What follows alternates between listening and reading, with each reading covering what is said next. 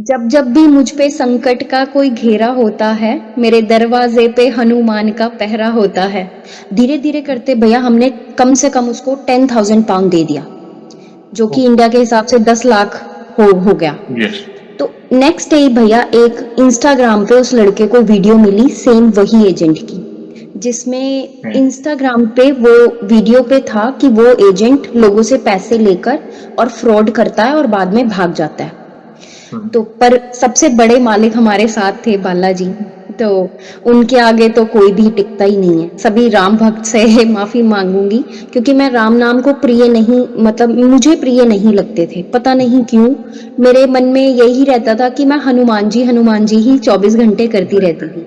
जा पर कृपा राम की हुई ता पर कृपा करे सब कोई। हम मनुष्य हैं, हम जितने भी हाथ पैर मार लें, मगर जब उनको करना होगा ना, ऐसे जगह से हेल्प आएगी जिसकी आपने कल्पना भी नहीं की होगी। हाँ जी। मतलब अगर आपके जीवन में व्यवस्थाएं हो रही हैं, आपके काम बन रहे हैं, तो समझिए ये बड़े चमत्कार हैं, ये कृपा है, आप पर आशीर्वाद है, तब जाके ये हो। हर एक के भाग्य में क्यों नहीं है। जय श्री राम दोस्तों, कैसे हो आप। हमारी चैनल में आप सभी का स्वागत है। मैं हूं आपका दोस्त जयेश वाघेला, फाउंडर ऑफ धार्मिक स्टोरी.com एंड सीक्रेट मिस्ट्रीज। दोस्तों, आज मैं फिर से लौटा हूं एक और इंटरेस्टिंग वीडियो कॉल सेशन के साथ। हनुमान जी के भक्त ऑनलाइन है और उत्सुक हैं अपना अनुभव शेयर करने के लिए। और वीडियो में आगे बढ़ने से पहले आप सभी को बता दूं कि अगर आप भी हनुमान जी से जुड़े अपने अनुभव मुझसे इंस्टाग्राम वीडियो कॉल पर शेयर करना चाहते हैं, तो इंस्टाग्राम की लिंक मैंने डिस्क्रिप्शन में दी है, उस पर क्लिक करें, मुझे फॉलो करें और मैसेज करें।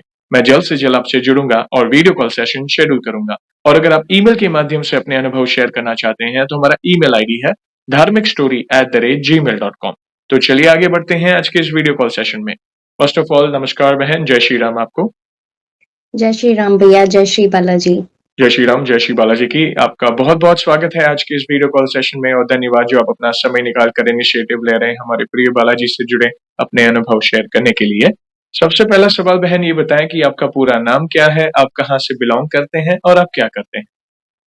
भैया मेरा पूरा नाम आशिमा है और लास्ट 4 ईयर से मैं यूके में बर्मिंघम में रह रही हूँ। और वैसे मैं इंडिया से लुधियाना सिटी से बिलोंग करती हूँ भैया। और आप क्या करते हैं। भैया मैं एज अ केयर वर्कर हूँ ओके। यूके में। यूके में, ओके, बहुत अच्छा लगा जानकर। आप पंजाब इंडिया से बिलोंग करते हैं, मगर एट प्रेजेंट आप यूके में रिसाइड करते हैं। थैंक यू वेरी मच जुड़ने के लिए। हम बहुत उत्सुक होते हैं कि हमारे जो भी सनातनी भाई बहन भारत भर से तो जुड़ते हैं, लेकिन जो भी हमारे भाई बहन हैं जो बाहर से जुड़ते हैं, तो हम बहुत क्यूरियस होते हैं आपके अनुभव को जानने के लिए। तो वंस अगेन थैंक यू जुड़ने के लिए। और वीडियो में आगे बढ़ने से पहले सभी दर्शकों से कहना चाहूंगा, अगर आप हनुमान जी से जुड़े अनुभव रेगुलर बेसिस पे देखना चाहते हैं, सुनना चाहते हैं, उनसे जुड़ी महिमा सुनना चाहते हैं, तो हमारी चैनल को अवश्य सब्सक्राइब करें, बेल आइकॉन को दबाएं, ताकि आने वाले नए नए भक्तों के अनुभव आप सबसे पहले देख सकें। और जैसे बहन आपको बताया, ये जो सेशन है हमारे प्रिय बालाजी महाराज से जुड़ा है, तो अगला सवाल उन्हीं से जुड़ा है। ये बताएं कि जीवन में सबसे पहले आप हनुमान जी से कब जुड़े, कैसे जुड़े, जीवन के किस मोड़ पर जुड़े, कौन से नित्य पाठ करते हैं, और साथ ही साथ शुरुआत की जर्नी के बाद जो भी आपके अनुभव रहे हैं, जिसमें बालाजी महाराज ने असंभव कार्य संभव किए हो, या उनकी ऊर्जा महसूस की हो, या कोई संकेत मिले हो, या फिर ऐसे कोई अनुभव जिससे आपका उनके प्रति विश्वास अटूट हुआ है, तो जो भी आपकी जर्नी है उसे आप डिटेल में साझा कर सकते हैं। सबसे पहले थैंक यू भैया। मेरे को लग रहा है कि मैंने कोई अच्छे कर्म किए होंगे जो मेरे को आज आपके साथ बात करने का मौका मिला और इस प्लेटफॉर्म पे आने का मौका दिया आपने, उसके लिए थैंक यू। और भैया ऐसे है, भगवान से जो बालाजी से जुड़ाव हुआ बचपन से ही। वैसे तो मैं एक ब्राह्मण परिवार से हूँ, तो घर में पूजा पाठ कॉमनली होता था और डेली बेस पे मैं भी हनुमान चालीसा डेली करती थी।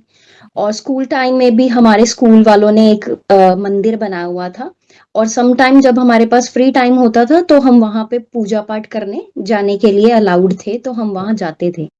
और सैटरडे और ट्यूसडे वहां पे सुंदरकांड का पाठ होता था जब हमारा स्कूल का एंड हो जाता था, ऑफ हो जाता था। तो मैं कभी कभी सुंदरकांड पाठ करने वहां भी मैं जाती थी। और भाव जो है सबसे ज्यादा बालाजी से जब मैं यूके में आ गई, तब से मैं उनसे सबसे ज्यादा कनेक्ट हो पाई।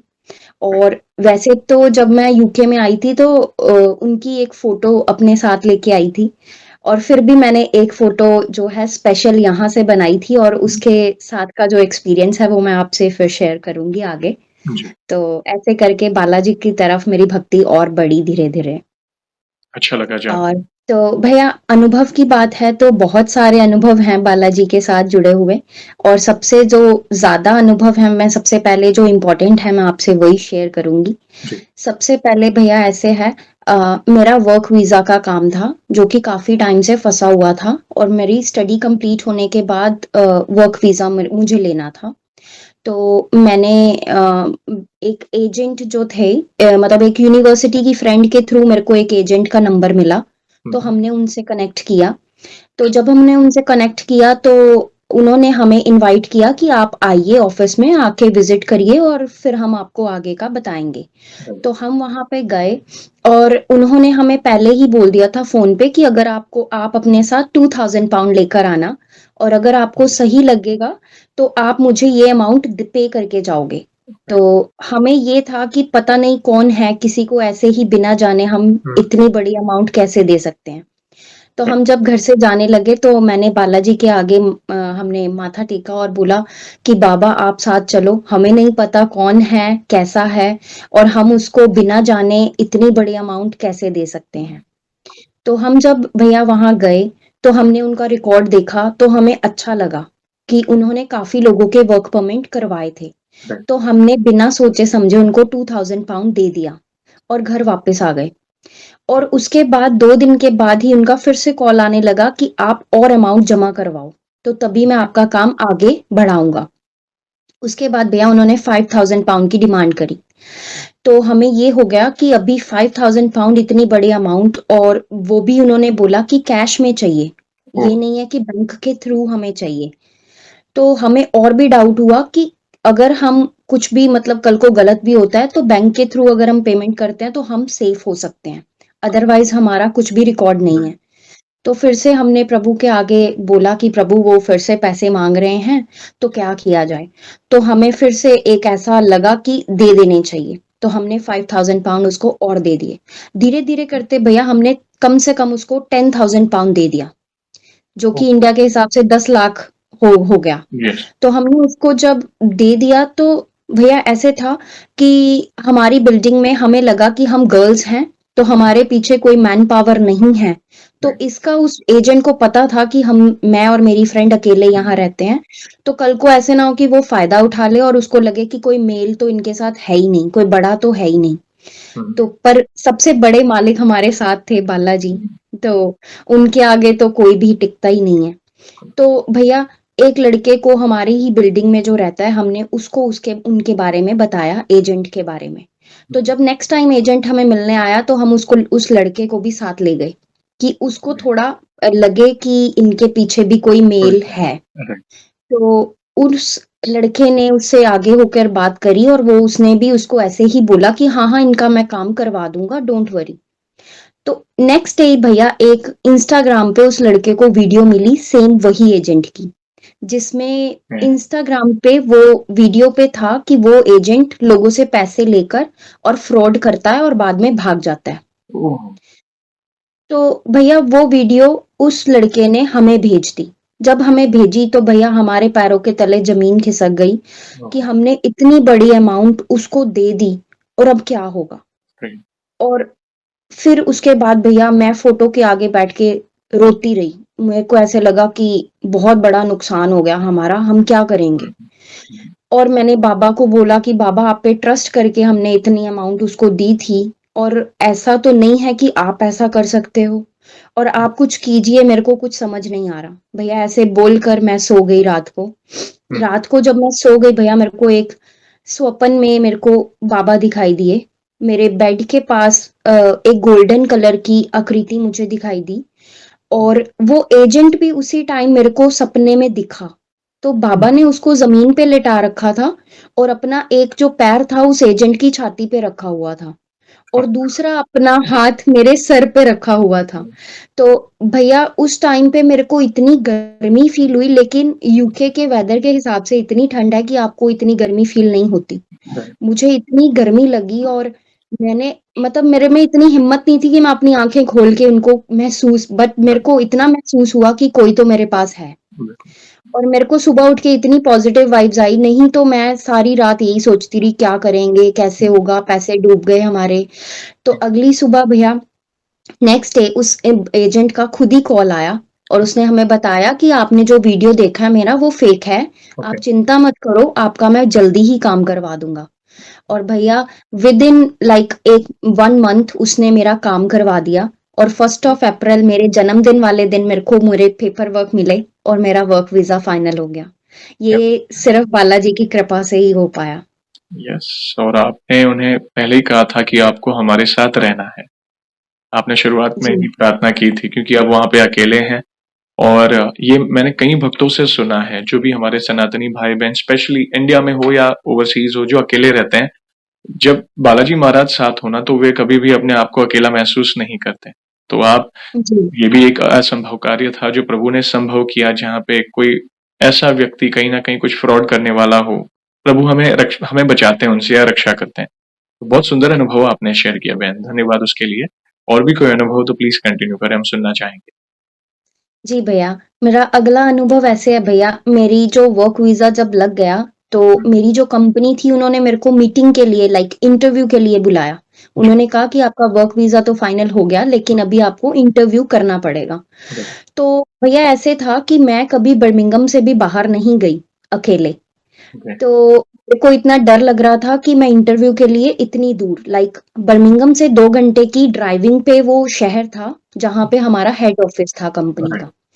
तो मैं सोच रही थी कि मैं वहाँ जाऊँगी कैसे? और ट्रेन्स का मेरे को तब इतना नॉलेज नहीं थी कि बर्मिंघम से ट्रेन मैं कैसे लूँगी, कैसे हुँ, जाऊँगी, कैसे हुँ, मैनेज करूँगी? हुँ, तो मैं रात को अपनी फ्रेंड से डिस्कस करने लगी, मैंने कहा सुबह मेरी इंटरव्यू के लिए मेरे को बुलाया है, तो मैं कैसे जाऊँगी? हुँ, तो उसने कहा जब बालाजी साथ हैं तो फिर डर क्यों राइट, रही हो? तुम जाओ। तो मैंने कहा पर मेरे को रास्ते का नहीं पता। तो तब भैया मेरे पास पैसे भी नहीं थे जाने के लिए। हुँ, तो मैं प्रभु के आगे फिर से मैंने प्रेयर करी, मैंने उनको बोला कि बाबा मेरे पास पैसे तक नहीं है जाने के लिए और वहाँ का जो ट्रेन का चार्जेज़ थे वो भी बहुत ज़्यादा थे। हुँ, तो लेकिन ये हाँ जी, तो मैंने उनको बोला कि मैं क्या करूँ? तो मेरी फ्रेंड के पास भी तब पैसे नहीं थे, तो हम दोनों डिस्कस करने लगे कि मैं जाऊँगी कैसे? हुँ, और मेरे को मेरी कंपनी ने ईमेल कर दिया था कि अगर आप नहीं आओगे और इंटरव्यू नहीं दोगे, तो हम आपको अपना वर्कर नहीं मानेंगे और काम नहीं हुँ, देंगे आपको। तो भैया ऐसी डू एंड डाई वाली सिचुएशन हो गई थी तब। तो मैंने मेरी फ्रेंड को याद आया कि हम क्या करते थे भैया जब भी हमारी सैलरी आती थी तो हुँ, हम कुछ हिस्सा, कुछ अमाउंट हम मंदिर के लिए निकालते थे। क्या तो उसको याद आया कि हमारे पास वो पैसे पड़े हैं तो तुम उसको देखो कि क्या कितने पैसे हैं हुँ, उसमें। तो मैंने भैया पहले टैक्सी चेक करी कि यहाँ से अगर मेरे को ईशम जाना पड़े तो 2 घंटे की ड्राइविंग है तो कितने चार्जेस पड़ते हैं। तो हुँ, उसकी कुछ कॉस्ट भैया 75 पाउंड जाने-जाने की कॉस्ट पड़ रही थी। ओके, ओहो! तो भैया जब मैंने वो बॉक्स ओपन किया जिसमें हम वो पैसे रखते थे, जमा करते थे, उसमें भैया 75 पाउंड्स ही निकले, कुछ नहीं, नहीं, ओहो! जाने की कॉस्ट। तो मेरी फ्रेंड ने कहा कि ऐसे नहीं होता, हम एक बार खर्च कर लेते हैं, जब तुम्हारी सैलरी आ जाएगी तो हम इसमें वापस रख देंगे। मैंने कहा ठीक है। तो रात को तो भैया ऐसे सॉर्ट आउट कर लिया हमने राइट, और ये नहीं सोचा कि वापस भी आना है वहाँ से। हुँ, तो एक बार जाने का इंतज़ाम हो गया। भैया मैं सुबह मैंने टैक्सी करी, यहाँ से लोकल टैक्सी को बुलाया हुँ, और वो भैया जो टैक्सी वाले थे, उन्होंने पता नहीं क्यों मुझसे पूछा जब मैं बैठी तो उन्होंने कहा, "बहन आप कुछ नर्वस सी लग रही हो।" हुँ, हुँ, तो हुँ, मैंने कहा, "भैया मेरी आज इंटरव्यू है तो शायद उस ओके, वज़ह से मैं थोड़ी टेंस हूँ और नर्वस हूँ।" वो कह रहे, "जो होगा सब अच्छा ही होगा।" तो भैया मैं टाइम पे पहुँची, मेरी इंटरव्यू बहुत अच्छी गई, मेरा कंपनी में ओके, सिलेक्शन हो गया हुँ, और जब भैया मेरे को वापस आना था, तो मेरे को अभी ये दुविधा थी कि मैं अब वापस कहाँ कैसे आऊँगी? जी, तो भैया मैंने वहाँ से रिसेप्शनिस्ट से पूछा कि यहाँ से वापस बर्मिंघम जाने का वे क्या है? उन्होंने मेरे को 2 टैक्सीज़ नंबर्स दिए, उन्होंने कहा कि आप इनसे कॉन्टैक्ट कर लो और ये शायद आपको ड्रॉप कर दें। तो राइट, भैया मेरे पास ना तो पैसे थे उस टाइम पे, फिर भी मैंने उस टैक्सी वाले को कॉल किया, जो उन्होंने नंबर मेरे को दिए थे। हुँ, दोनों टैक्सी वालों ने मना कर दिया मुझे। उन्होंने कहा कि ओह! हमारी सर्विस बहुत बिज़ी चल रही है, हम आपको ड्रॉप नहीं कर सकते। राइट, तो भैया ट्रेन स्टेशन बहुत दूर था जहाँ मेरा ऑफ़िस था वहाँ से और मैं पैदल जा नहीं सकती थी क्योंकि वो एक विलेज एरिया था। ओके। हुँ, हुँ। तो उसके बाद भैया मैंने जहाँ जो कंपनी सुबह मैंने मतलब कॉल किया था जो टैक्सी कंपनी में, मैंने उन्हीं को दोबारा कनेक्ट किया। मैंने उनको जब कनेक्ट किया तो उन्होंने भी बोला कि हमारी जो टैक्सी सर्विस है 5 बजे बंद हो जाती है। तो उस ओह! टाइम पे ऑलमोस्ट 5 बज चुके थे। मैंने फिर बाबा को वहाँ बैठ के बाबा को बोला कि बाबा यहाँ तक लाए हो, इंटरव्यू भी क्लियर करवा दिया, अब घर तो वापस पहुँचाओ, कैसे जाऊँगी मैं? हुँ, और उसके बाद भैया उसी कंपनी से मेरे को खुद ही कॉल आया। हुँ, वो कह रहे हैं कि हम ट्राई करते हैं आपके लिए, आप चिंता मत करिए, हुँ, हम ट्राई करते हैं। भैया उन्होंने आधे घंटे मुझे वेटिंग के लिए बोला, मैं वहाँ जी। रुकी वेट के लिए। जो टैक्सी ड्राइवर आए, जो मुझे सुबह छोड़ के गए थे भैया, वही फिर से मुझे लेने आए। ओह! क्या बात और जब भैया वो मुझे लेने आए, तो उन्होंने मुझे बैठते ही ये पूछा, "बहन आप किस भगवान की पूजा करती हो?" है। तो मैंने उनको बोला कि क्या हो गया भैया, मैं बालाजी को, हनुमान जी को मानती हूँ, क्या हो गया? तो वो कहते मैं घर जा रहा था और मैंने अपनी कंपनी में कॉल कर दिया था कि मैं पिकअप के लिए नहीं जाऊँगा। तो कह रहे थे कि मेरे को ऐसा लगा कि किसी ने मेरे को धक्का देके ज़बरदस्ती गाड़ी में बिठाया हो और आपको लेने के लिए भेजा हो। क्या बात ये उनकी वर्डिंग थी भैया। और मैं इतना तब मेरे को इतना वो हुआ कि इतना मतलब भाव हो गई, मैं इतनी इमोशनल हो गई कि प्रभु ऐसे भी सुनते हैं। सुनते हैं। और भैया वो मेरे को ड्रॉप भी करके गए, आप बिलीव नहीं करोगे, उन्होंने मुझसे एक भी पैसा चार्ज नहीं किया। जब हुँ, मैं वहाँ हुँ, घर पे उतरी, मेरे पास पैसे नहीं थे भैया हुँ। उसको देने के लिए। अरे! उन्होंने मुझे ये कहा कि बहन ये मेरा अकाउंट नंबर ले लो, जब आपके पास पेमेंट होगी आप मुझे तब दे देना। क्या बात और भैया नहीं तो यूके जैसे शहर में मुझे नहीं लगता इवन इंडिया में भी आज के टाइम पे कोई है। बिना पैसे लिए आपका कोई काम नहीं जी। करता। तो भैया मैंने उसको 1 वीक के बाद पेमेंट करी जब मेरी सैलरी आई। क्या मैंने उससे पहले उसको कुछ नहीं दिया, उन्होंने मेरे को बिना चार्ज के मेरे को ड्रॉप किया घर पे और ये सब बालाजी की कृपा ही है। नहीं है। देखिए एक और असंभव कार्य संभव हुआ, वो कहते हैं ना, जा पर कृपा राम की हुई, ता पर कृपा करे सब कोई। अगर आप शरणागत हैं, आपने सरेंडर कर दिया उनके चरणों में, तो रास्ता वे ही बना देंगे। आपको खुद को पता नहीं चलेगा। कई बार हम सोचते हैं, हम तो चले हम मनुष्य हैं, हम जितने भी हाथ पैर मार लें, मगर जब उनको करना होगा ना, ऐसे जगह से हेल्प आएगी जिसकी आपने कल्पना भी नहीं की होगी। आपने खुद ने सोचा कि आपने जैसे-तैसे वो 75 पाउंड्स जमा किए मात्र जाने के लिए, ठीक है? आपने सोचा जी, चलो, क्योंकि वो आपने प्रभु के लिए वो शेयर निकाला था। तो ऐसा समझिए वो प्रभु ने ही मदद की आपको, मगर वन वे हो गया। और हाँ जी। कांग्रेचुलेशंस आपके अचीवमेंट्स के लिए, मतलब आपका जो सिलेक्शन थैंक है यू उसके भैया। लिए। तो प्रभु को तो सब पता था कि सब सही होने वाला है, मगर रिटर्न की प्रॉब्लम थी। मगर हाँ देखिए, जी, जिस तरह उन जो ड्राइवर थे जो आपको छोड़ने आए थे पहले, उन्होंने जो वर्णन किया, मतलब ये कल्पना से परे है, ये प्रभु ही कर सकते हैं।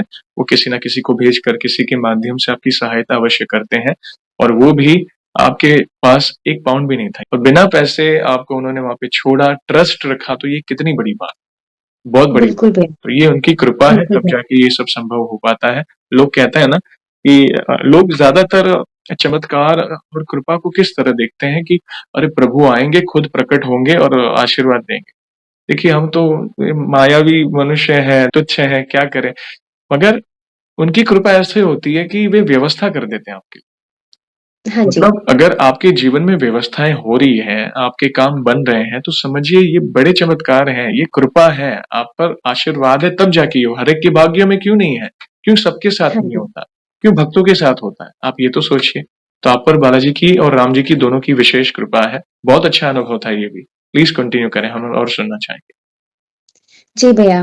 भैया मेरा तीसरा अनुभव ये है, मेरी जो फ्रेंड मेरे साथ रहती है, हम दोनों पहले एक ही रेस्टोरेंट में काम करते थे। जी, तो वो किचन में काम करती थी और मैं फ्रंट पे काम करती थी एज़ अ वेटर। राइट। तो भैया शाम के टाइम हमारी शिफ्ट थी, हम दोनों रेस्टोरेंट के लिए निकले। घर पे सब कुछ सही था, हम दोनों बिल्कुल सही सलामत पहुँचे वहाँ पे। और उसने ना भैया किचन में क्या हुआ कि उसने ना एक भारी पतीला 10 किलो का था कम से कम और उसमें पानी ऊपर तक भरा हुआ था। हुँ, हुँ। तो उसको किचन के शेफ ने बोला कि इसको उठा के ऊपर रख दो। राइट। जैसे ही भैया उसने उस पतीले को उठाया, उसकी हालत इतनी खराब हो गई कि उसकी बैक में पेन शुरू हो गया हुँ। और वो चल कर आई थी और वो लेट गई उसी रेस्टोरेंट में। ओह! और इतनी हालत खराब कि मैं उसको देख भी नहीं पा रही थी, इतनी पेन में थी वो। हुँ, और उसने कहा मेरे से खड़ा नहीं हुआ जा रहा। मैंने उसको ट्राई किया कि तुम उठो और कुछ करते हैं, लेकिन उससे चला भी नहीं गया। तो भैया वो रेंगने लगी, वहाँ पे मतलब रेंग के चलने लगी, राइट, मतलब कि उससे बैठा भी नहीं जा रहा था। वो कह रही मेरे बैक में इतना पेन है कि मेरे से बैठा नहीं जा रहा। जी, जैसे-तैसे करके भैया मैं उसको टैक्सी में घर लेके आई। हुँ, घर लेके आई तो हमारे यहाँ घर के पास ही एक as a massage hmm, hub है। हुँ, तो मुझे कुछ समझ नहीं आया और मैं उसको वहाँ ले गई हुँ, और उन्होंने हल्का-फुल्का मसाज किया और घर भेज दिया। लेकिन उसको तब तक कुछ रिलीफ़ नहीं था, बस ऐसे ही घर आ गए। राइट, मुझे कुछ समझ नहीं आया, मैंने क्या किया, मैंने आपकी वीडियोज़ देख रखी थी और मुझे था कि अभिमंत्रित जल के बारे जी, में मैंने बहुत सुना था। राइट, मैंने कहा अभी जो करेंगे प्रभु करेंगे, अब हम कुछ नहीं करेंगे। तो भैया मैंने एक काँच के गिलास में जल भरा और उसमें मैंने फ़ोन पे ही नासे रोग हरे सब पीरा, जपत निरंतर हनुमत बीरा का जाप 108 बार लगाकर मैंने अपने फ़ोन को उस गिलास के ऊपर रख दिया।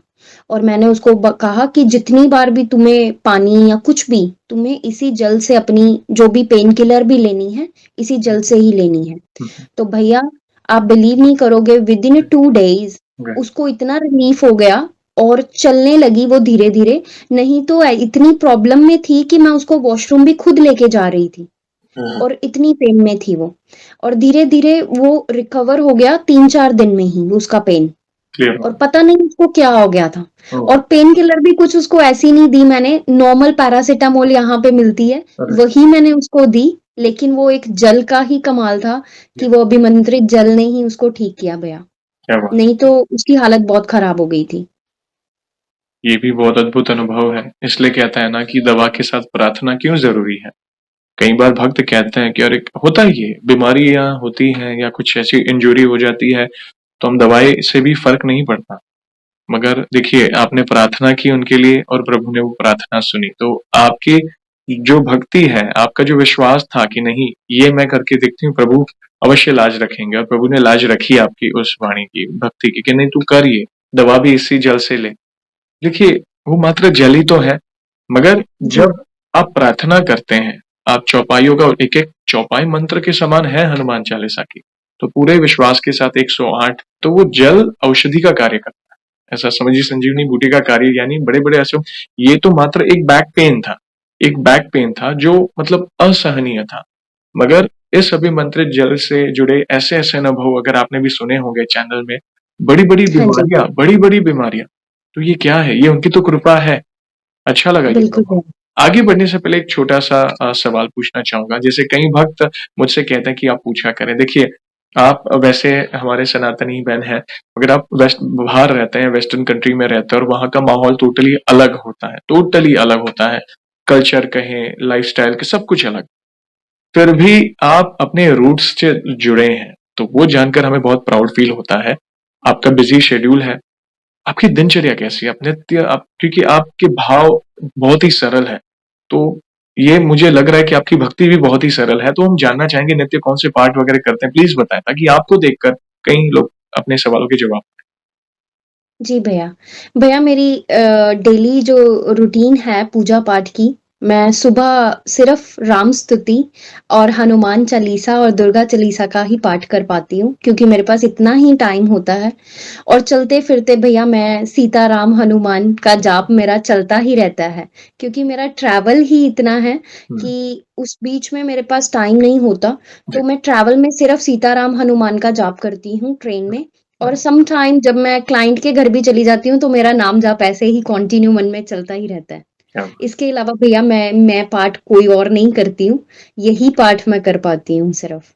यही सबसे बड़ी भक्ति है देखा जाए तो। देखिए सरल भाव और समर्पण, प्रभु अवश्य सुनते हैं। अगर जिनको नहीं पता उनको बताना चाहूँगा जैसे सालासर धाम है, पूज्य मोहनदास जी बाबा के बारे में सबने सुना है। तो वे क्या करते हैं, वे जब शरीर रूप से थे, तो वही सीताराम हनुमान अपने सांसों में पिरो लिया था और अखंड भक्ति थी उनकी सीताराम हनुमान नाम जाप की। प्रभु प्रसन्न हुए, वे खुद आए दर्शन देने। तो भाव ही है और कलयुग में सबसे बड़ी भक्ति नाम जप है। और शुरुआत में आप राम स्तुति जैसे आपने सब कुछ कहा, तो आप ऑलरेडी जो वो कर रहे हैं जो हनुमान जी को सबसे प्रिय है। तो बहुत अच्छा क्योंकि पूज्य प्रेमानंद जी भी महाराज भी कहते हैं कि नाम जप करें, नाम जप करें। पूज्य तुलसीदास जी ने भी कहा था, कलयुग केवल नाम आधारा, सुमिर सुमिर नर उतरई पारा। तो नाम जप आप जिन भी देवी देवता को भजो, नाम जप अवश्य करो। तो अगर आपने हनुमान जी को अपना इष्ट माना है या उनका अपने आराध्य माना है, तो उनको राम नाम प्रिय है, तो ऑलरेडी वो आपका। धन्यवाद अपने दिनचर्या बताने के लिए। क्यों? क्योंकि मैं ये सवाल इसलिए पूछता हूँ कि लोगों को पता चले कि एक भक्त के जीवन की दिनचर्या में वो क्या करता है। और आप तो ऑलरेडी ऐसी कंट्री में रह रहे हैं जहाँ पे काफी दूसरे चैलेंजेस होते हैं, फिर भी आप समय निकाल कर अपने मन में वो निरंतर जाप कर रहे हैं, तो ये बहुत बड़ी बात है। बहुत अच्छा लगा जानकर। प्लीज कंटिन्यू करें अपने अगले अनुभव। जी भैया। भैया मेरा अगला अनुभव ये था कि पहले-पहले ना मैं सबसे सभी राम भक्त से माफ़ी माँगूँगी क्योंकि मैं राम नाम को प्रिय नहीं मतलब मुझे प्रिय नहीं लगते थे। पता नहीं क्यों? मेरे मन में यही रहता था कि मैं हनुमान जी ही 24 घंटे करती राइट, रहती राइट। थी। और भैया एक रात को क्या हुआ कि मैं सो रही थी और मुझे सपने में नीम खरोली बाबा दिखाई दिए और वो मेरे मुझे बोले कि मैं तेरे पास ही आया हूँ। तो उस समय मैं समझी नहीं कि बाबा मुझे क्या कहना चाहते हैं। तो भैया उनके हाथ में जैसे एक सिंदूर की कटोरी थी और जैसे हम मंदिर में देखते हैं तिलक के लिए एक स्पेशल अलग कटोरी होती है, तो उनके हाथ में भी वैसा ही कुछ था। तो उन्होंने मेरे माथे पे राम लिख दिया। क्या? तो उन्होंने कहा राम, तो उसके बाद से ही भैया कुछ ऐसा मैजिक हुआ मेरी बॉडी में कि मेरे को राम नाम इतना अच्छा लगने लगा कि उससे पहले मैं कभी राम स्तुति भी नहीं पढ़ती थी, सीधा हनुमान चालीसा ही पढ़ती थी। जी। और उसके बाद से ही मैंने राम स्तुति पढ़नी शुरू की और डेली का राम नाम का जाप करना शुरू किया। अदरवाइज़ मुझे राम नाम पता नहीं क्यों मुझे अच्छा नहीं लगता था। इसके लिए मैं माफ़ी चाहती हूँ। पर ये है कि अब से मुझे राम नाम इतना प्रिय लगता है कि मैं बालाजी की फ़ोटो के आगे बैठ के ही राम स्तुति का पाठ करती हूँ। तो अच्छा लगा। देखिए, ये आप ये शुरुआत में ये पहली भक्ति ऐसे ही होती है। शुरुआती जो भक्ति जो पहला स्टेप होता है, जब तक हमें नाम की महिमा का ज्ञान ना हो, या तो ऐसा ज़रूरी नहीं है कि वो मतलब कोई पाप किया है आपने, क्योंकि आपको वो नॉलेज नहीं था उस बारे में। तो मगर आपको पता जी, था कि हनुमान जी की भक्ति करनी है, आप वो तो कर रहे थे ना? तो हनुमान जी जिनके जीवन में है, तो राम रसायन तुम्हारे पास है, तो वो अपना राम रसायन प्रदान करते हैं, उनके पास राम रसायन है। तो उन्होंने पूज्य नीम करोली बाबा को निमित्त बनाकर आपके जीवन में राम नाम इंट्रोड्यूस कर दिया, ऐसा समझिए।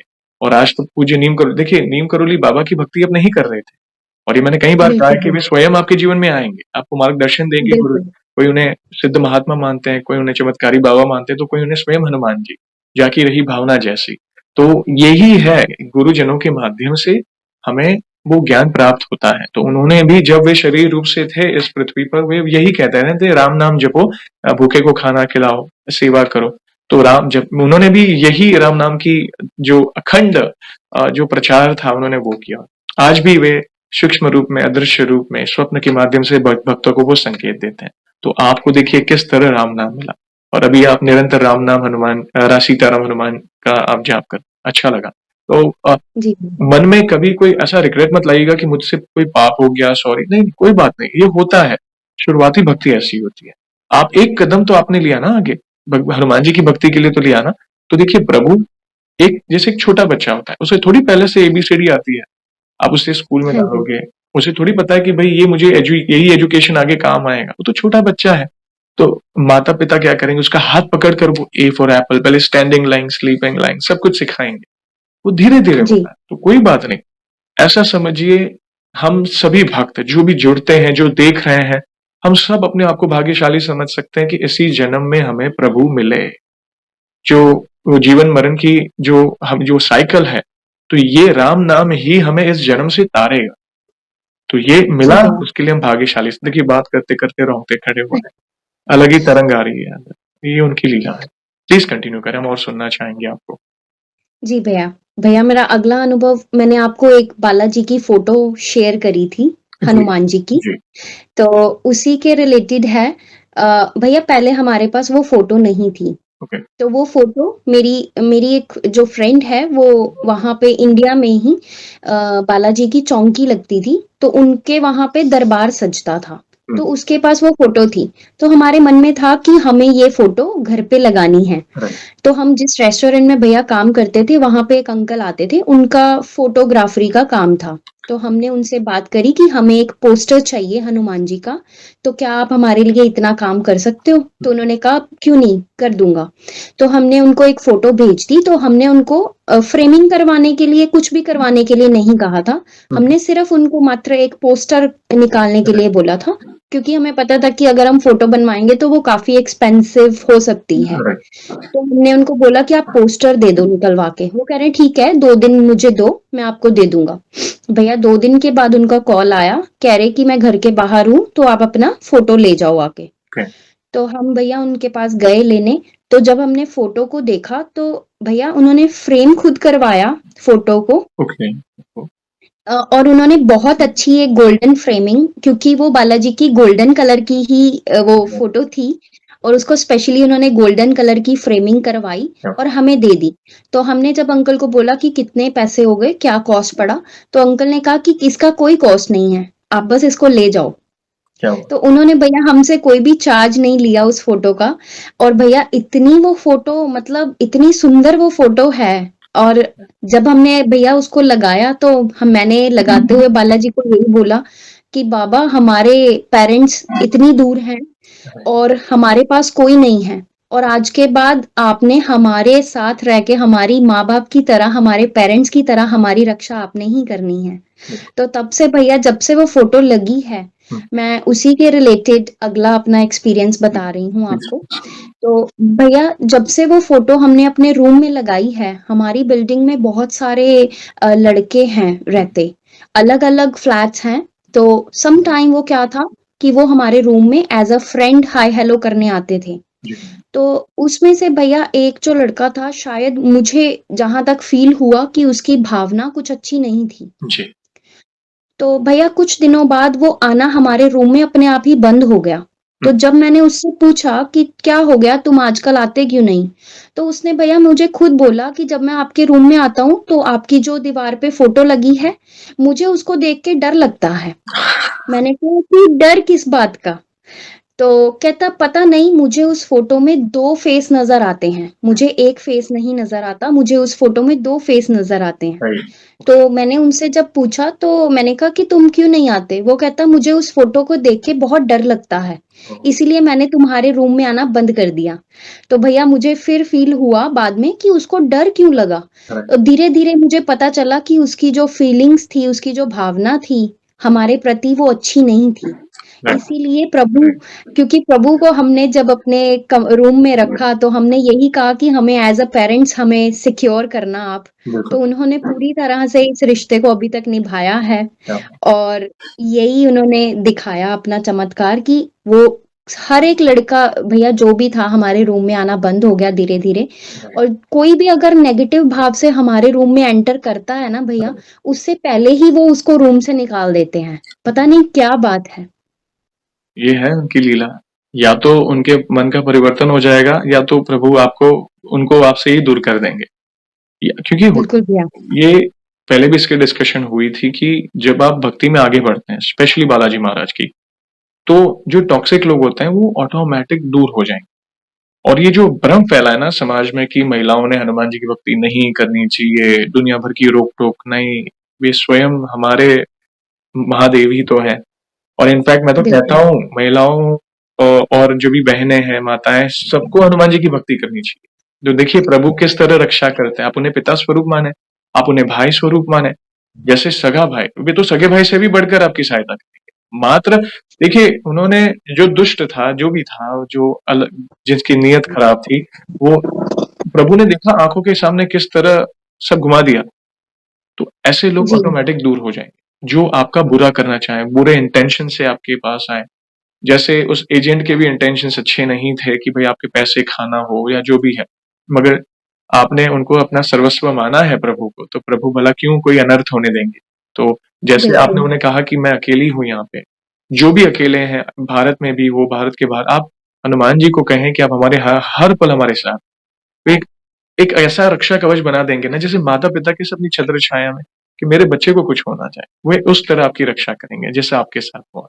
बहुत अच्छा लगा, बिल्कुल बहुत भैया। सुंदर अनुभव और बहुत बहुत बड़ा मैसेज है, स्पेशली महिला भक्तों के लिए कि आप हनुमान जी की भक्ति करें, प्रभु अवश्य आएँगे आपकी रक्षा करने। एक आध अनुभव और शेयर बिल्कुल करना भैया। चाहें तो आप कर सकते हैं प्लीज़। जी भैया। भैया जब मेरा वर्क वीज़ा आया, तो जी, तब मैं एक स्वीट शॉप पे काम करती थी तब मैं। ओके। तो मुझे एक ईमेल आया उस दिन हुँ, और मुझे पता चला कि मेरा जो वर्क वीज़ा है होम ऑफ़िस की तरफ से अप्रूव हो गया। ओके। और मेरे मन में ऐसे भाव थे तब कि बाबा मुझे आपसे मिलने आना है। और जी, हमारी जहाँ पे मैं काम करती थी, हुँ, उस शॉप से सिर्फ़ 3 मिनट की दूरी पे ही मंदिर था। ओके, वहाँ पे तो यूके में, ओके, क्या हाँ बात जी, हाँ जी। तो भैया ऐसे था कि जब हम काम करते हैं तो आपको पता है ओनर आपको ऐसे ही बिना रीज़न नहीं जाने देते। राइट, तो मैं काम पे थी तो मैंने बाबा से ही मन में ही बोला कि बाबा मुझे मंदिर आना है, कैसे भी करके बुलाओ मुझे। राइट, तो भैया पहले तो वहाँ पे ना टीवी पे सॉन्ग चल रहे थे, जी, जहाँ पे मैं काम कर रही थी। तो अपने आप ही वो सॉन्ग खत्म हो गए और उसके बाद हनुमान चालीसा उस टीवी पे चलने लगा। जबकि ओह! मैंने ना तो रिमोट से चैनल चेंज किया, ना ही कुछ किया ओके, और अपने आप ही मैजिकली टीवी पे हनुमान चालीसा स्टार्ट हो गई। तो भैया उसके बाद इमीडिएट ही हमारे जो ओनर थे, उनको मंदिर की तरफ से पंडित जी का कॉल आया। तो वो हुँ, कहते कि हमें मंदिर के लिए 1 किलो जलेबी चाहिए, तो आप ओके, प्लीज़ किसी अपने सर्विस पर्सन के स्टाफ हाथ जलेबी मंदिर भेज दीजिए। तो मेरी जो फ्रेंड थी उसको भी था कि मैं मंदिर जाने का हुँ, मौका मिलेगा, तो उन्होंने ओनर को बोला कि आप मुझे जाने के लिए भेज दो। राइट, तो ओनर के मन में पता नहीं बाबा ने ऐसा क्या कहा, तो ओनर ने कहा नहीं, तुम मत जाओ, हम आशिमा को भेजेंगे। आपको तो भी भैया मुझे मंदिर जाने का मौका मिला, तो मैं मंदिर गई, मैंने बाबा के आगे हाथ जोड़े और उनको थैंक यू बोला कि मेरा आज वर्क वीज़ा आ गया है, होम ऑफ़िस की तरफ से भी अप्रूव हो चुका है, ये अरे, सिर्फ़ आपकी कृपा से ही हुआ है, उसके लिए थैंक यू। और आपने मुझे बुलावा भेजा, इतनी जल्दी उन्होंने मेरी सुनी उस टाइम पे और मैं इतनी शॉक्ड हो गई कि कैसे उन्होंने मतलब पंडित जी के थ्रू उसी टाइम कॉल किया जब मैंने सिर्फ़ मंदिर में जबकि मन में राइट, एक सिर्फ़ भाव ही था कि मुझे मंदिर आना है कैसे भी करके आप मुझे बुलाओ। राइट, तो भैया इमीडिएट ही मुझे उनका बुलावा आ गया और मैं गई और मैंने उनको थैंक यू बोला। बहुत सुंदर अनुभव ये भी। एक छोटी-सी रिक्वेस्ट थी जैसे आप जहाँ आप जिस मंदिर के बारे में बात कर रहे हैं यूके के, तो क्या आप वहाँ का एड्रेस बता सकते हैं ताकि जो भी हमारे सनातनी भाई-बहन यूके रहते हैं जिनको नहीं पता है उस मंदिर के बारे में मतलब एक जैसे मैंने बीच में सुना था एक भक्त ने बालाजी मंदिर के बारे में बात की थी। कोई हिंदू टेम्पल वहाँ पे जैसे एक टाइटल देते हैं इंग्लिश कंट्रीज़ में, तो आप थोड़ा उस बारे में चर्चा करेंगे ताकि क्या है जो भी यूके के आस-पास है या जहाँ जिनको नहीं क्योंकि कई बार होता है कि हमें मंदिर जाना है, जो नए हैं यूके में जिनको बालाजी के टेम्पल है या हिंदू टेम्पल जाना है, उनको नहीं पता, तो वो जा सकें। प्लीज़ बताएँ। जी भैया जो टेम्पल का नेम है वो है दुर्गा भवन और वो जो टेम्पल है वो उसका जो लाइक रोड नेम है वो है स्पून लेन स्मैथिक में पड़ता है ओके, वो टेम्पल। ओके, तो कोई भी वहाँ पे जा सकता है। बिल्कुल। और भैया मैं अपना अगला अनुभव आपको बताना चाहती हूँ। Please, please. वो भी मेरी फ्रेंड से ही रिलेटेड है। हुँ, तो भैया वो मतलब काम में एक दिन इतना बिज़ी थी कि पूरा दिन उसने कुछ नहीं खाया था। तो उसने मुझे नहीं बताया कि वो कुछ खा नहीं पाई पूरा दिन। हुँ, हुँ, तो वो घर आ गई और रात को जब वो घर आ गई तो वो अलग बेड पे सो गई अपना। उसने उस जी, टाइम भी कुछ नहीं खाया, कुछ भी हुँ, डिनर नहीं किया। हुँ, जब वो भैया सो गई तो उसको कुछ मतलब उसके जो हाथ थे वो पूरे ऐसे हो गए थे, बिल्कुल ओह! जुड़ गए और मुड़ राइट, गए उसके हाथ ओके, पूरी तरह से। और हुँ, जो उसका फेस था भैया वो भी उसका फेस ऐसे टेढ़ा हो गया। ओके, और हाँ, वो चिल्लाने लगी, मतलब वो लेटी हुई थी और वो चिल्लाने हुँ, लगी कि मेरे हाथ ओपन नहीं हो रहे, मेरे हाथ ओपन करो। हुँ, तो एकदम से मैं डर गई और मैं अलग बेड पे सो रही थी, तो मैं एकदम से उठी और मैंने लाइट वगैरह ऑन करी और मैंने उसको देखा तो उसके हाथ पूरी तरह से भैया ऐसे ऐसे हो गए थे और हुँ, बिल्कुल मुड़ गए थे राइट, और पूरे ठंडे हो गए थे बर्फ की तरह। हुँ, और भैया मैंने ट्राई किया उसके हाथों को खोलने का लेकिन खुल नहीं रहे थे मुझसे राइट, भी। और उसको मैंने पानी पिलाने की कोशिश करी और उससे पानी भी पिया नहीं जा रहा था क्योंकि उसका फेस जो था पूरी तरह से टेढ़ा हो गया था। ओहो! तो भैया उस टाइम पे मैं इतनी घबरा गई क्योंकि मैं अकेली थी, मुझे समझ नहीं आ रहा था मैं क्या करूँ? ओह! और भैया मैंने बालाजी की फ़ोटो की तरफ देखा और मैंने कहा प्रभु अभी आपको ही कुछ हुँ, करना है, मुझे समझ नहीं आ रहा, मुझे कुछ रास्ता दिखाओ। हुँ, तो भैया मैंने अपने आप को पहले काम किया, शांत किया और हुँ, मैंने सबसे पहले मतलब एम्बुलेंस को कॉल की। तो जब भैया ambulance 15 minute within a 15 minute ambulance आ गई और ओके, उसका उन्होंने चेकअप किया और उनको भी कुछ समझ नहीं आया कि उसके साथ हो क्या रहा है। राइट। तो उन्होंने कहा कि हमें इमीडिएट हॉस्पिटल लेके जाना पड़ेगा। तो भैया मुझे कुछ समझ नहीं आया, मैंने कहा बालाजी अभी आपको ही हुँ, सँभालना है, आपको ही देखना है और मुझे उसको उसकी कंडीशन देख के मुझे ऐसा लग रहा था कि बहुत बड़ा कुछ इश्यू उसके साथ हो चुका है। तो मैंने कहा प्रभु उसके सब टेस्ट नॉर्मल होने चाहिए और वो बिल्कुल घर स्वस्थ आनी चाहिए, ये सिर्फ़ मैं आप पे छोड़ के जा रही हूँ। तो जी। भैया मैं उसको एम्बुलेंस में लेके हॉस्पिटल चली गई। सारी रात हमें वेटिंग लिस्ट में बैठना पड़ा। हुँ, हुँ। तो रात को उसके टेस्ट वग़ैरह हुए सब और भैया सारी रात उसके पास मैंने बजरंग बाण का पाठ जो था वो फ़ोन पे चलाए रखा और हनुमान चालीसा का पाठ जब मेरा होता था कि मैंने कंटिन्यू पाठ चलता रहा, पूरी राइट, रात से लेकर सुबह तक। सुबह 6 बजे भैया हमारी जो डॉक्टर से मीटिंग थी, वो हमें मीटिंग हुई डॉक्टर से। राइट।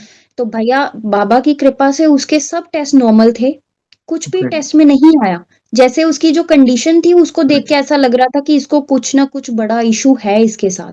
जी। पर सब टेस्ट उनकी कृपा से नॉर्मल आए। तो उन्होंने हमें सिर्फ़ ये बताया कि इसको कुछ स्ट्रेस की वज़ह से और सारा दिन वर्कलोड की वज़ह से इसने कुछ राइट। खाया नहीं, उसकी वज़ह से ऐसे हो गया, अदरवाइज़ इसको कुछ भी इश्यू नहीं है। तो आप इसको घर लेके जा सकते हो। तो भैया ये सिर्फ़ उन्हीं की कृपा से संभव हो सकता था।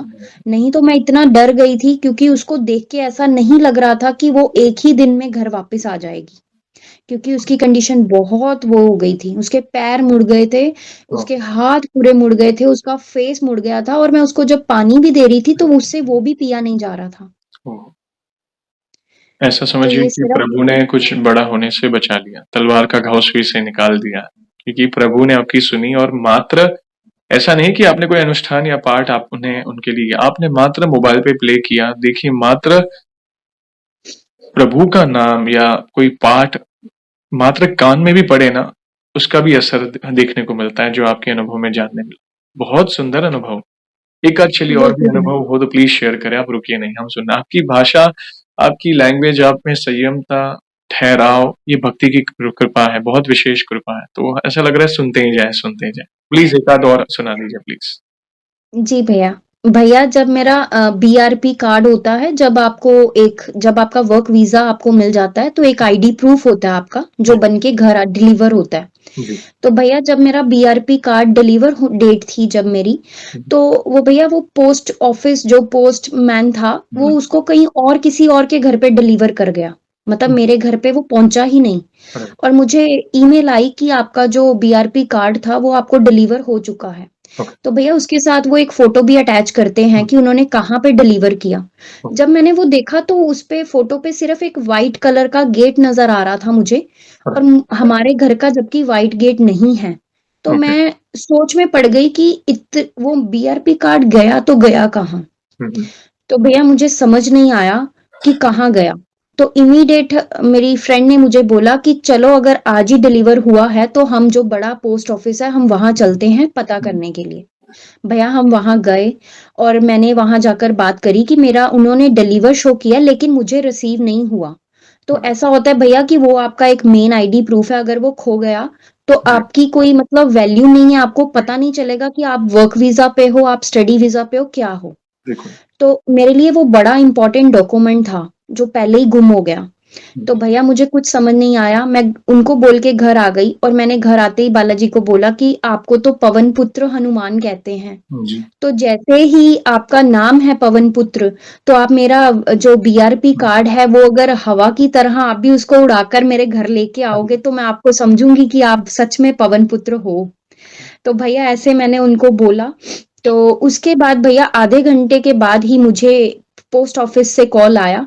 उन्होंने कहा कि जो आपका बीआरपी कार्ड था वो किसी और के घर गलती से डिलीवर हो गया, तो अरे! आपको विदिन आधे घंटे तक और 1 आवर तक आपके घर पे डिलीवर हो जाएगा। तो जी। भैया तब मैं अपने काम पे चली गई और जब मैं रात को काम से वापस आई, तो मैंने आते ही देखा कि जो मेरा बीआरपी कार्ड था वो मेरे डोर के आगे में मुझे मिला। तो डिलीवर हो वो गया। सिर्फ़ बाबा की कृपा से ही मिला मुझे। यस, यस, विशेष कृपा है, मात्र कृपा मत मत कहें क्योंकि ह कदम-कदम पर वे आपकी सहायता कर रहे हैं।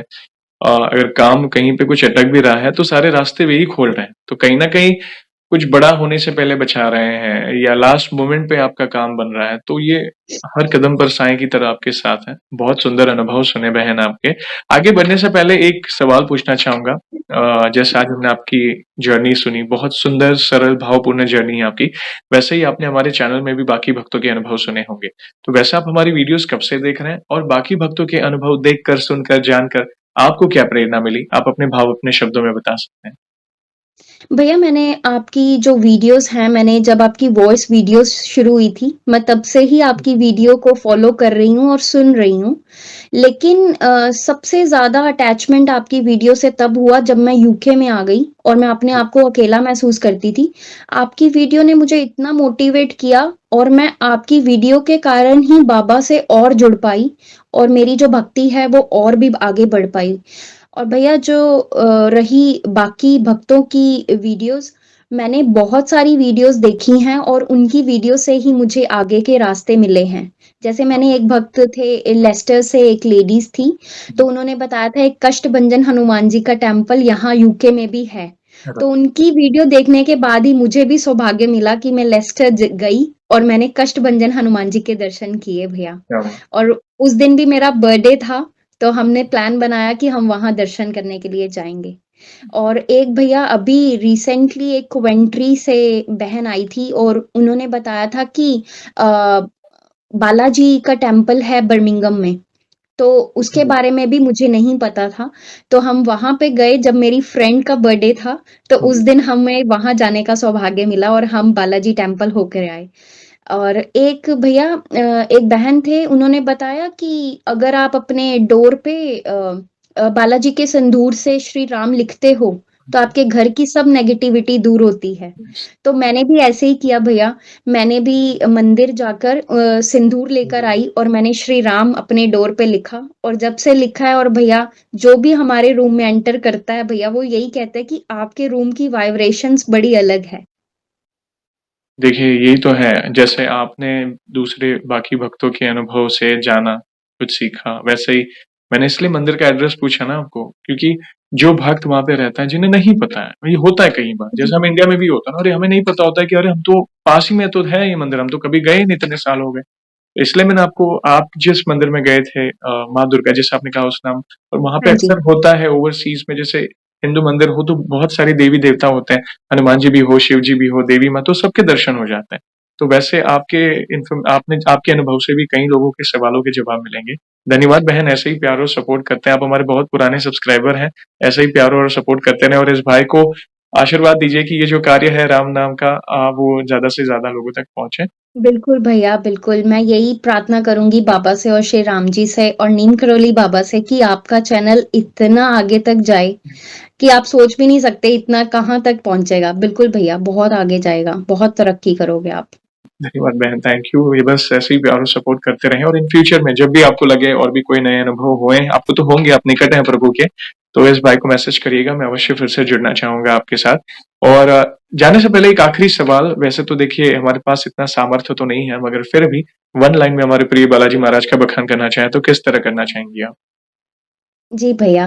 भैया एक रसराज जी महाराज का आपने सुना होगा। उन्होंने हनुमान चालीसा और बजरंग बाण पढ़ा है।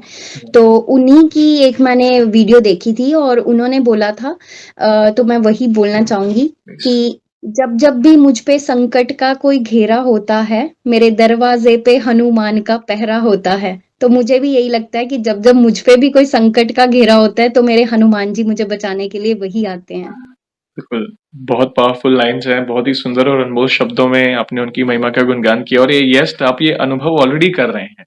कि वे हर कदम जी। पर आपकी रक्षा कर रहे हैं, आपके लिए व्यवस्थाएँ कर रहे हैं, काम अटक रहे हैं तो बनने शुरू हो जाते हैं, बुरे लोगों से रक्षा कर रहे हैं, तो ये बहुत बड़ी बात है। ऑलरेडी आप वो अनुभव का और अभी तो ऐसा समझिए ये तो शुरुआत है बहन, अभी तो बहुत अनुभव होंगे आपको। तो बहुत अच्छा लगा, आज बहुत सुंदर सेशन रहा, बहुत सुंदर सत्संग हुआ, बहुत अच्छे-अच्छे लाइफ लेसन सीखने मिले और सेशन को हम ऐसे ही एंड नहीं करेंगे, आपको तो पता ही है प्रभु श्री राम के नाम का जयकारा और हनुमान जी के नाम का जयकारा अवश्य लगाएँगे, फिर सेशन को एंड करेंगे। तो आप जुड़िए जो भी भक्त जहाँ कहीं से इस सेशन को देख रहा है, भारत में है, भारत के बाहर है, चल फिर रहा है, ऑफिस में, किचन में, प्लीज जयकारे में जुड़िए, फिर सेशन को एंड करेंगे। तो बोलिए सियावर रामचंद्र की सियावर जय। रामचंद्र की जय। पवन सुत हनुमान की पवन सुत हनुमान की जय। जय। बोलो पूज्य नीम करोली बाबा की पूज्य नीम करोली बाबा की जय। वंस अगेन बहन, थैंक यू वेरी मच अपने प्यारे प्यारे अनुभव शेयर करने के लिए। जय श्री राम, जय हनुमान, जय श्री बालाजी। जय श्री राम भैया, जय श्री बालाजी, जय श्री हनुमान। Thank you.